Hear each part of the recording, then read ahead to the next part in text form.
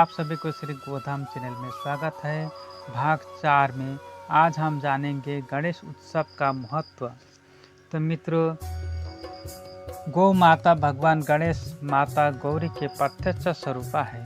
गौरी गणेश प्रतिमा पूजा का मूल तत्व दर्शन है। भगवान गणेश विवेक के प्रतीक हैं, जिसका अर्थ है अपने अंतःकरण की चेतना से साधना मार्ग के द्वारा काल्पनिक और भावनात्मक शक्ति का विकास किया जाना चाहिए। वही भगवान गणेश की यथार्थ पूजा है। माता गौरी स्वच्छता, पवित्रता एवं कल्याण के प्रतीक है, जिसका अर्थ है हमारे जीवन के समस्त कर्म स्वच्छ और पवित्र होना चाहिए। वही माता गौरी का यथार्थ पूजा है। दक्ष प्रजापति के पुत्री है माता गौरी। दक्ष प्रजापति के घर में गौ माता की कृपा से सुकन्या का जन्म हुआ, जिसका नाम गौरी रखा गया। तत्पश्चात माता गौरी ने अपने योग्य वर प्राप्ति के लिए हिमालय में जाकर तप किया। हिमालय वासी भगवान शंकर जी से उनका विवाह हुआ, इसलिए उनका दूसरा नाम पार्वती पड़ा। विवाह के बाद अपने पिता के द्वारा पति का अपमान किए जाने के कारण माता गौरी ने अपने पिता के साथ अपनी अधिकार और सम्मान की रक्षा के लिए संघर्ष किया, जिससे अलंकारिक वर्णन में यज्ञ कुंड के अंतर्गत योग माया के द्वारा समाधि लिया गया कहा जाता है, इसलिए उनका तीसरा नाम सती पड़ा। इस प्रकार माता गौरी के 3 नाम हैं, गौरी, पार्वती और सती।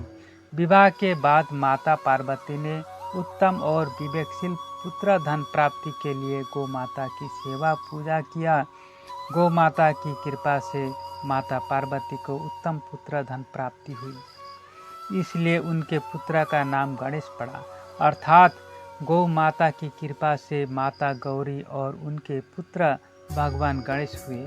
इस प्रकार ग से गाय, ग से गौरी, ग से गणेश, तीनों एक स्वरूप से संबंधित होकर पूर्ण माना जाता है। भगवान गणेश के भी 3 नाम प्रसिद्ध हैं। गणेश, जिसका अर्थ है विवेकशील। गणपति, जिसका अर्थ गजराज के स्वामी है। सिद्धि विनायक, जिसका अर्थ रिद्धि सिद्धि है।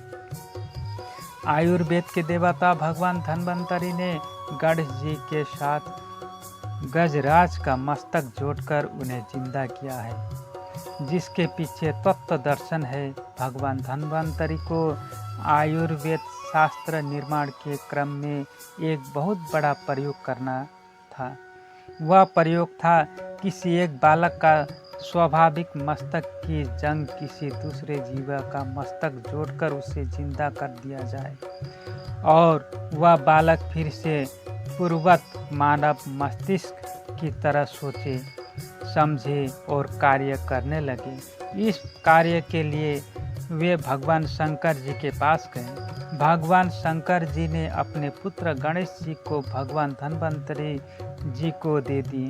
भगवान धन्वंतरि जी ने गणेश की कटे हुए मस्तक की जगह गजराज का मस्तक जोड़कर उन्हें फिर से जिंदा कर दिए। इसलिए भगवान गणेश जी को गजराज के स्वामी गणपति और रिद्धि सिद्धि विनायक भी कहा जाता है। रिद्धि सिद्धि का अर्थ होता है सभी मनोकामनाओं को पूर्ण करने वाले भगवान गणेश जी हैं, जिन्होंने आयुर्वेद विद्या की पूर्ण सिद्धि के लिए अपना जीवन दान देकर भगवान धन्वंतरि जी के कार्य को सिद्ध किया है। जिस विज्ञान के आधार पर आज कृषि विज्ञान के क्षेत्र में अनेक फल फूल के कोमल पौधे को काटकर उसको एक दूसरे के साथ जोड़कर एक अलग पौधे की विकसित तैयार किया जाता है, जिसके कृषि विज्ञान के क्षेत्र में कलम लगाने की पद्धति कहा जाता है। मगर आज का विज्ञान इस सिद्धांत के अंतर्गत पेड़ पौधे तक ही सीमित है। किसी मानव जाति के ऊपर इस विद्या का प्रयोग नहीं किया गया है, लेकिन भगवान धन्वंतरि ने अनादिकाल में ही भगवान गणेश जी के साथ इस विद्या की सिद्धि को प्राप्त कर चुके थे। इसी विद्या के आधार पर आधुनिक चिकित्सा विज्ञान के अंतर्गत मानव के साधारण अंगों का प्रत्यारोपण प्लास्टिक सर्जरी के द्वारा किया जाता है, जो पूर्व काल में आयुर्वेद शास्त्र के अंतर्गत इन जड़ी बूटियों का लेप लगाकर उसके द्वारा किया जाता था। वह मूर्छा से होश में लाने के लिए संजीवनी, घाव को भरने के लिए विशाल्यकरणी, घाव के निशान भी न रहने पाए इसके लिए सावर्यकरणी, टूटे हड्डियों को जोड़ने के लिए संघानी का प्रयोग किया जाता था। भगवान धन्वंतरी जी के द्वारा गणेश जी के साथ गजराज का मस्तक प्रत्यारोपण करने के बाद उन्हें पुनः आत्मबल, प्राण बल, मनोबल और शरीर बल की प्राप्ति के लिए गौमाता का गोरस पिलाया गया। गाय के घी से बना चने का लड्डू खिलाया गया। उनके मस्तक को शीतल, संत और बुद्धिवर्धन के लिए दुर्वा घास का रस पिलाया गया। गौ माता की कृपा से भगवान गणेश जी फिर से जीवनी शक्ति को प्राप्त किए। इसी प्रतीक के रूप में आज भी भगवान गणेश जी के ऊपर गाय का दूध, चने का लड्डू और दुर्वा घास चढ़ाया जाता है। गौ माता की कृपा से भगवान गणेश जी को पुनः जीवन दान मिला है, इसलिए किसी भी शुभ कार्य में गाय के गोबर का गौरी गणेश बनाकर प्रथम पूजा किया जाता है। गणेश उत्सव।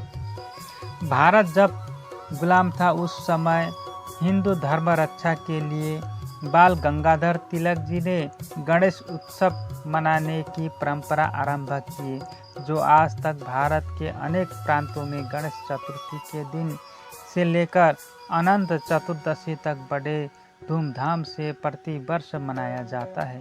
अतः गणेश चतुर्थी मनाने का अर्थ है हम भगवान गणेश जी के तरह विवेकशील बने और लोक कल्याण के लिए अपना जीवन समर्पित करें।